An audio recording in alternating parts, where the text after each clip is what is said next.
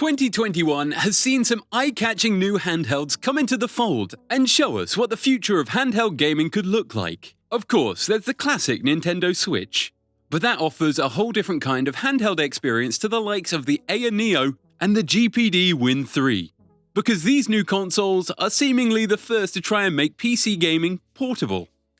And they do that in a manner way more convenient than a conventional laptop, and with surprisingly few compromises given the tiny size.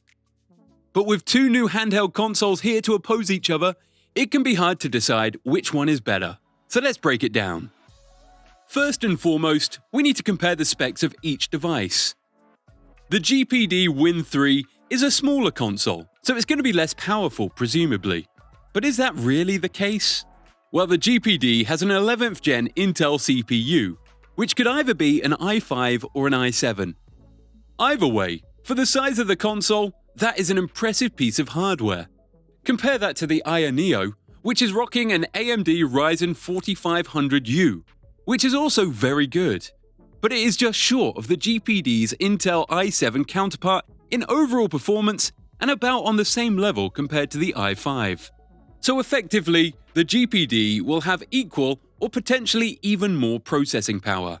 However, there's more to it than just the GPU. Of course, there's the question of RAM. But since both devices have the exact same DDR4 16GB RAM capacity, they are exactly equal in that regard. The Gpd does come ahead by a fair pace though, because while the Neo has 500GB of SSD space, the Gpd has 1000GB.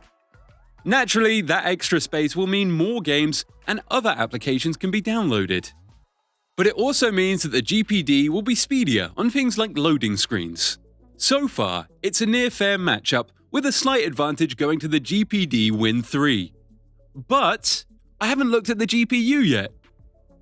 Well, the Neo has an AMD Vega 6, and the Gpd has an Intel Iris Xe. I'm not going to sugarcoat it.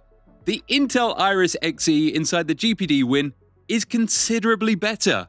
In fact, it ranks as being over 2 times more powerful than the Vega 6 on user benchmarks, which really puts it into perspective the difference in graphical performance that you may see with both these consoles. However, and this is where it gets a little bit weird, the Gpd Win 3 has a less impressive screen, despite being more graphically gifted.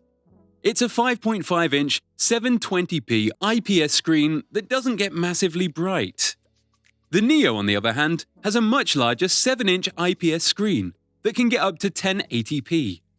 Now, both screens will look about the same because of their size and resolution differences, except the advantage clearly goes to the Neo, since its screen is 1.5 inches bigger. With the nitty-gritty stuff out the way, let's compare both consoles in terms of their functions, design, and overall usefulness. Firstly, the battery is a big one, because both consoles vary massively.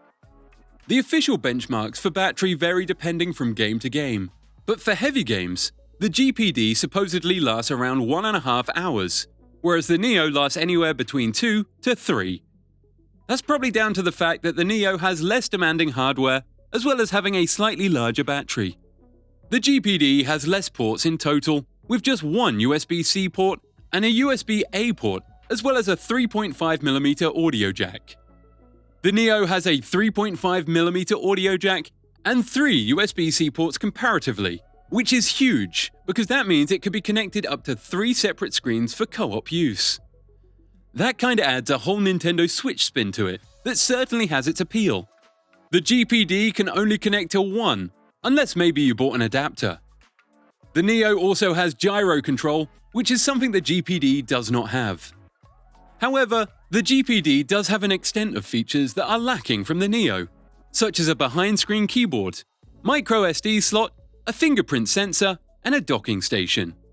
And finally, both do run Windows 10, which will be interesting to see how that works, especially for the Neo, which doesn't have a proper keyboard. So which one is the better console then? Well, I think it's an extremely hard choice to make, because they offer so many different and unique things that make them equally good. If you want a cheaper console that'll last longer on one charge and has a larger screen to play on, then the Neo is better. That is presuming it does launch at $700 like Ryzen had suggested. Alternatively, you can go for the GPD Win 3, which is smaller, more powerful, but lasts about half as long. And that'll likely set you back anywhere between $800 to $1,000. I can't tell you which one is outright better, because they are so similar in their overall capabilities. It's probably somewhat subjective to your own preference. But if I had to pick, I'd go with the Aya Neo. Anyway, what did you think? Which one would you get? Let me know in the comments below, and remember to like and subscribe.